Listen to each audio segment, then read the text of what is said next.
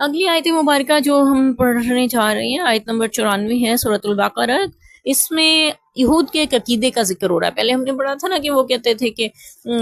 جو آخرت کا حصہ ہے جنت جو ہے وہ ہمارے لیے تو اللہ نے بنائی ہے, ہم نہیں جنت میں جانا ہے, ہمارے علاوہ کوئی جنت میں نہیں جائے گا. اور ایسے عقائد انہوں نے گھڑ لیے ہوئے تھے کہ اگر ہم دوزخ میں گئے بھی تو چند ایک دن, بس جتنے دن بچڑے کی پوجا کی گئی تھی, اس کے علاوہ ہم دوزخ میں جائیں گے ہی نہیں, ہم نہیں جا سکتے دوزخ میں, نہ ہم جانے والے, ہمیں جنت میں اللہ نے بھیجنا ہے اور جنت ہمارے لیے اللہ تعالیٰ نے بنائی ہے, ہمیں سارے جہان پہ فضیلتیں عطا فرمائیے. تو ایسی باتیں, ایسے عقیدے گھڑے, اللہ نے اس کے بارے میں فرمایا کل آپ ان سے فرما دیجئے ان کہانت لکم الدار الاخرہ, تو اگر تمہارے لیے آخرت کا گھر ہے عند اللہ, اللہ کے ہاں, خالصۃ من دون الناس, خالص تمہارے لیے لوگوں کے علاوہ, یعنی لوگوں کے لیے نہیں ہے, خالص تمہارے لیے. فتمنوا الموت, بس موت کی تمنا کرو, ان کنتم صادقین, اگر تم اپنے اس دعوے میں سچے ہو. یہ اس آیت کا مفہوم ذکر ہو رہا ہے. تو یعنی واقعی اگر تمہیں لگتا ہے, تم یہ سمجھتے ہو, تم عقیدہ رکھتے ہو کہ مرنے کے بعد جنت تمہارا حق ہے, جنت میں جانا ہے, تو پھر موت کی تمنا کرو تاکہ جلدی سے مرو اور جنت میں جاؤ. اللہ تعالیٰ نے ساتھ ہی جواب دیا وَلَن يَتَمَنَّوْهُ أَبَدًا بِمَا قَدَّمَتْ أَيْدِيهِمْ, یہ ہرگز کبھی بھی موت کی تمنا نہ کریں گے کیونکہ ان کے ہاتھ جو کچھ آگے بھیج چکے, کمائی ایسی ہے, کرتوت ایسے, اعمال ایسے, ان کو پتہ ہے کیا کچھ کیا ہوا ہے, تو یہ کبھی بھی موت کی تمنا نہیں کریں گے. ظاہراً تو عقیدہ گھڑا ہوا ہے نا, لیکن اس پہ عملاً کچھ بھی ایسا نہیں کرنے والے کہ موت کی تمنا کریں, یہ نہیں کبھی مرنا چاہیں گے. واللہ علیم بالظالمین, اور اللہ جانتا ہے ظالموں کو. ظالم کیوں کہا, اس کی تفصیل ہم پچھلی آیت میں بھی پڑھ چکے کہ شرک کی وجہ سے ظلم کرتے تھے, اپنے اوپر گناہوں کا بوجھ لاد کر ظلم کرنے والے تھے, اس لیے ظالم کہا. اللہ نے فرمایا ظالم ہیں, اللہ ان کو جانتا ہے. وَلَا تَجِدَنَّهُ أَحْسَنَ النَّاسِ عَلَىٰ حَيَاةٍ, آپ ان کو پائیں گے لوگوں میں سب سے زیادہ حریص زندگی پر, یعنی چاہتے ہیں کہ زندگی کی حرص اور طمع ختم نہیں ہوتی کہ ہمیشہ زندہ رہو. من الذین اشرکوا, اور مشرک, ان لوگوں کو بھی جو مشرک ہیں یا جنہوں نے شرک کیا, یا مشرک بھی اور یہود بھی, یعنی بنی اسرائیل جو ہیں, ان کی حرص اس بات پر بہت زیادہ ہے کہ عمر لمبی ہو, وہ دیر تک جیتے رہیں, لمبی عمر پائیں, دنیا میں بہت جئیں, ایسی تمنا رکھتے ہیں. اور اللہ نے فرمایا وَدُّ أَحَدُهُمْ لَوْ يُعَمَّرُ أَلْفَ سَنَةٍ, ان میں سے ہر ایک چاہتا ہے کہ کاش اس کو عمر ملے 1000 برس. وما هو بمزحزحه من العذاب ان يعمر, اور اللہ فرما رہے ہیں اور یہ عمر اگر دے دی جائے ان کو تب بھی وہ عذاب سے ان کو نہیں بچا سکتی. واللہ بصیر بما یعملون, اللہ دیکھ رہا ہے جو بھی وہ عمل کر رہے ہیں. تو یہاں پہ ہمیں بھی یہ سبق مل رہا ہے کہ ہم بھی دنیا میں جینا چاہتے ہیں, یہاں سے جانا نہیں چاہتے ہیں. کبھی بھی ہم موت کی نہ تو تمنا, نہ ذکر, نہ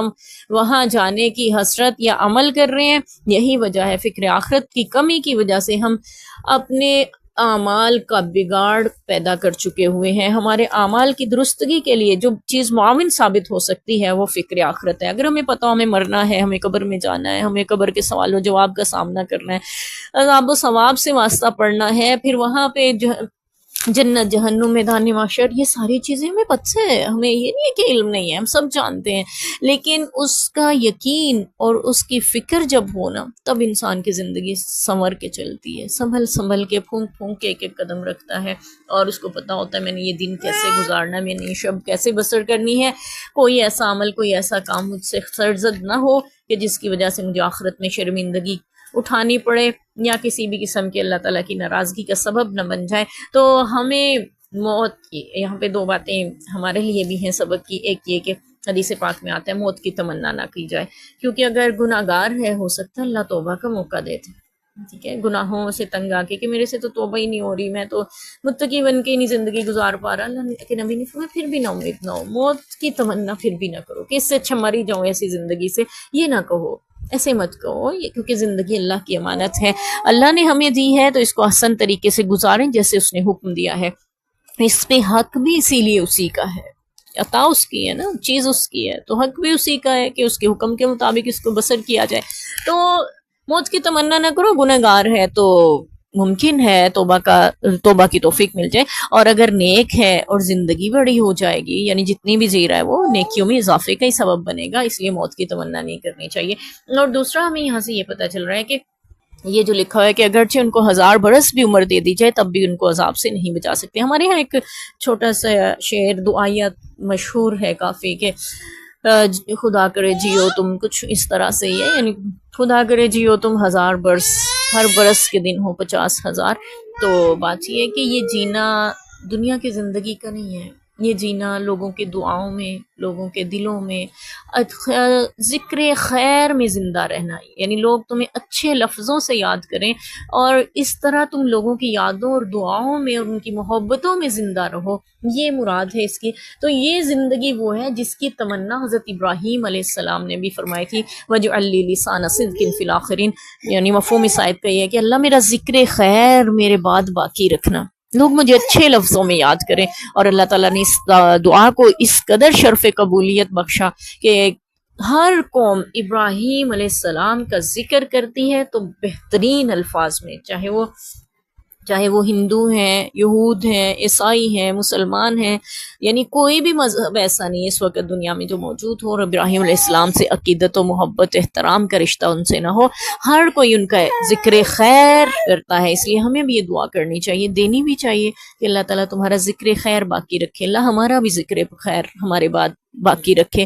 لوگ ہمیں برے لفظوں میں یاد نہ کریں، اچھے لفظوں میں یاد کریں۔ حدیث پاک کا مفہوم ہے کہ جس الفاظ سے لوگ یاد کرتے ہیں اس پہ وہی چیز واجب ہو جاتی ہے، اچھے لفظوں سے یاد کرتے ہیں جنت واجب ہو جاتی ہے۔ اسی لیے حدیث پاک میں ہے تم اپنے مردوں کی، میتوں کی برائیاں نہ کرو کیونکہ وہ اپنے اعمال پا چکے، ان کی اچھائیوں کا ذکر کرو۔ تو اس سے یہ بھی پتہ چلتا ہے تاکہ این ممکن ہے کہ اس پہ وہ چیز واجب ہو جو کہ آخرت میں اس کے لیے فائدے کا سبب ہو اور جنت اس کے مقدر ہو جائے، آپ کی گواہی کے سبب، آپ کی تعریف یا آپ کے اس کے ذکر خیر کی وجہ سے۔ تو اپنے لیے موت کی تمنا ایک تو نہیں کرنی چاہیے، اور دوسرا مرنے کی تیاری، ہاں موت کی تیاری رکھنی چاہیے، کسی بھی وقت بلاوا آ سکتا ہے، یہ امانت ہے اس رب کی، کسی بھی وقت ہم سے واپس لوٹانے کا مطالبہ کیا جا سکتا ہے اور ہم انکار نہیں کر سکتے کیونکہ ہمارا کوئی اختیار نہیں ہے، اس لیے تیاری رکھیں۔ اور تیسرا اپنے لیے اور اپنوں کے لیے دعائیں مانگا کریں کہ اللہ ہمارا ذکر